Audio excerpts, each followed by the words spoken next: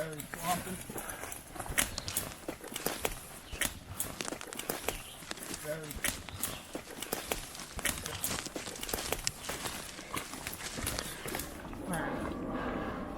All right, there it is.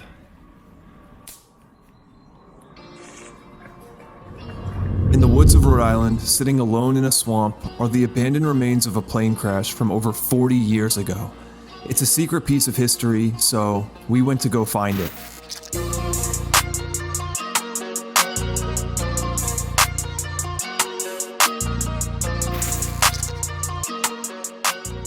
In order to get to the crash site, we would have to hike through miles of dense forest into swamplands.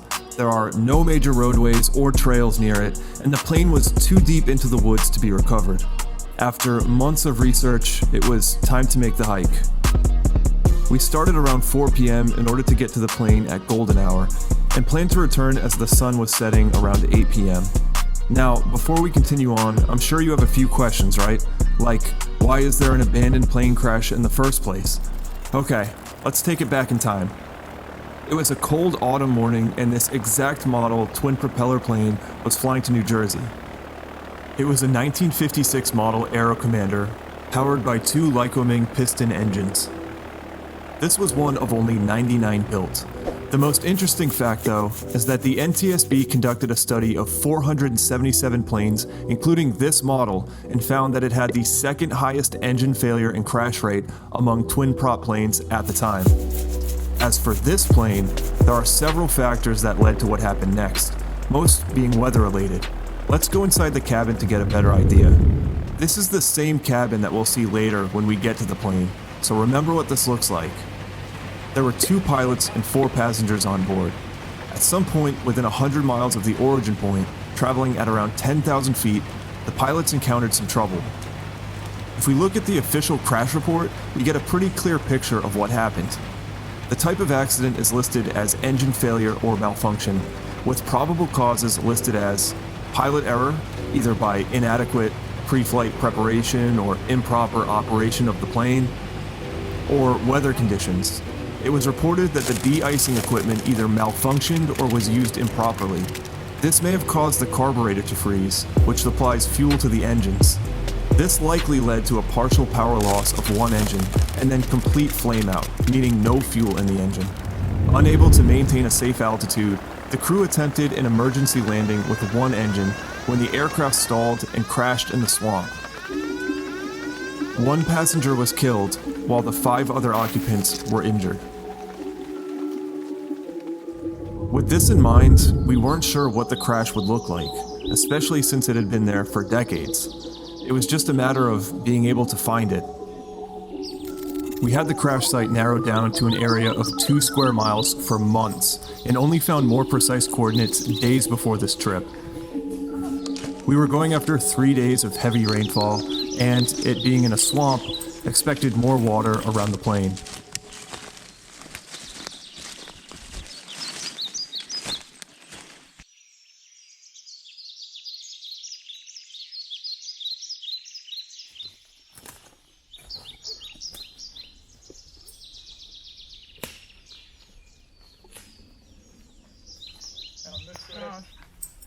It's completely overgrown here. Oh my gosh.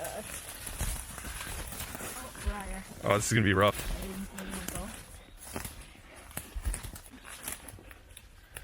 This is some legit bushwhacking now. Yeah, this is. Alright, I don't know, it's not that much further. I mean, Where are we? Oh. that's not the exact location. It's in with a small circle. No, but we that doesn't look that far, but when you're going through that, we- that's It's gonna far. take so long. Yeah, to try to get through this.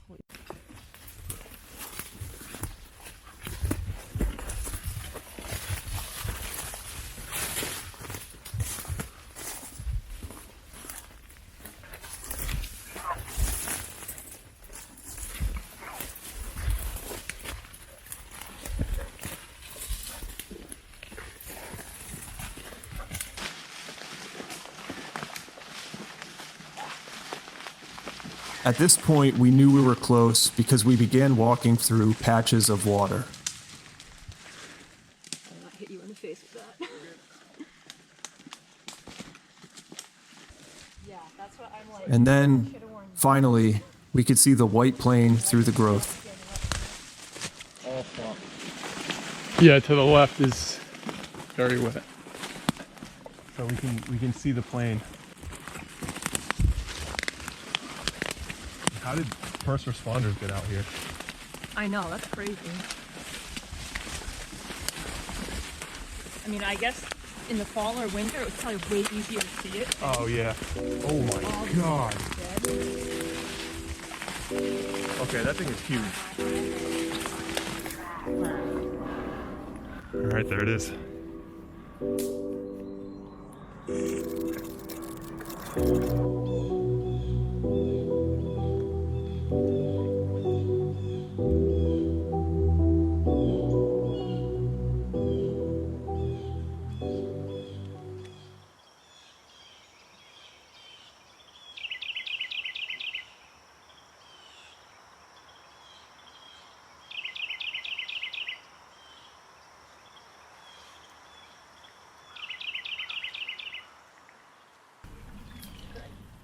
The plane sits in its final resting place in about a foot of water.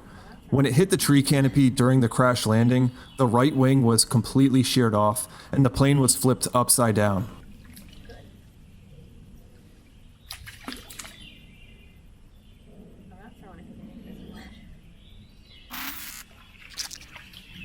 The right wing and landing gear are on the ground behind the plane, and the left wing is still attached to the body. Everything is in the same place from when the plane crashed over 40 years ago.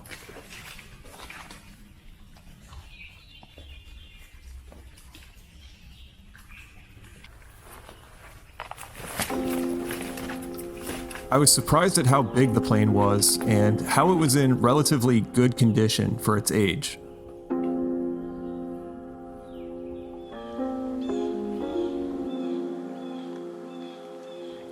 The massive hole in the front of the plane here isn't all from the impact.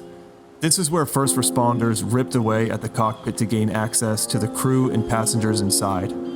Fortunately, they made it here pretty quickly because a former pilot actually saw the plane go down into the woods. When responders arrived, they found one passenger unhurt walking away from the wreck.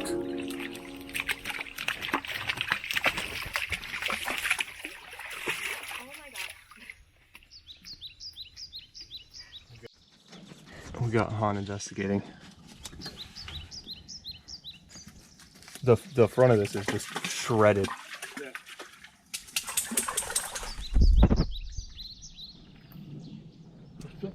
There's still a lot of. I know I said to remember what the cabin looked like earlier because it is unrecognizable now. One of the pilot seats is still there, but the control panel and gauges were destroyed in the crash. The main controls that are still here are the thrust levers, stuck in position from the final descent. Seeing the interior in this condition really shows how miraculous it was that 5 people were able to survive the impact, including both pilots. This isn't a very large cabin. I know it's upside down, but still, only one of us could go inside at a time. And turning around directly behind is just empty space leading to the tail of the plane.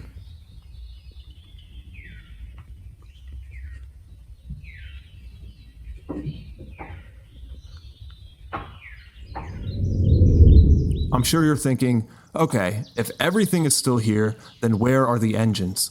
Normally they would be in front of the landing gear on the wing here.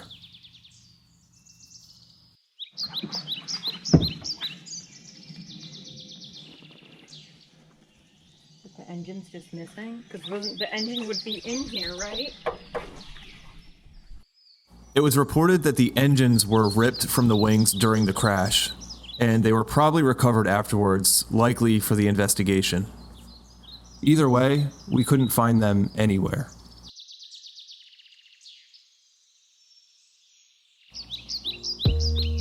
So, what's going to happen to this plane now? It will most likely stay here, as it has been for the past few decades. This wreck is too far into the woods to be recovered, and at this point there's no benefit to removing it. The plane is a part of the forest now, and I hope it stays that way.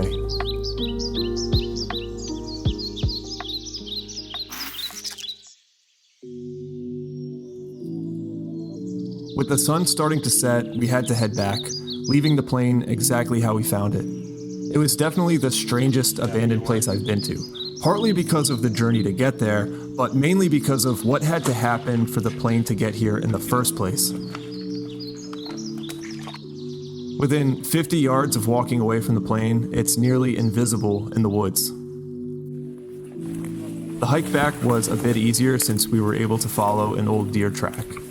Despite the overgrowth and swampy terrain, it was still a beautiful night.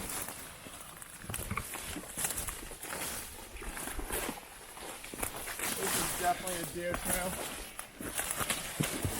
We didn't come down this way. I want to give a big thanks to Alex, Krista, and of course Han for their help navigating and trekking to the site.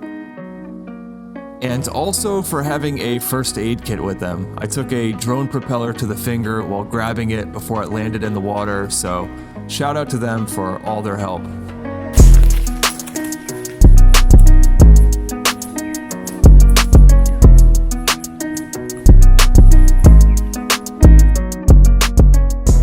To see more interesting abandoned places like this, you can check out the rest of my Abandoned from Above series on my channel right now.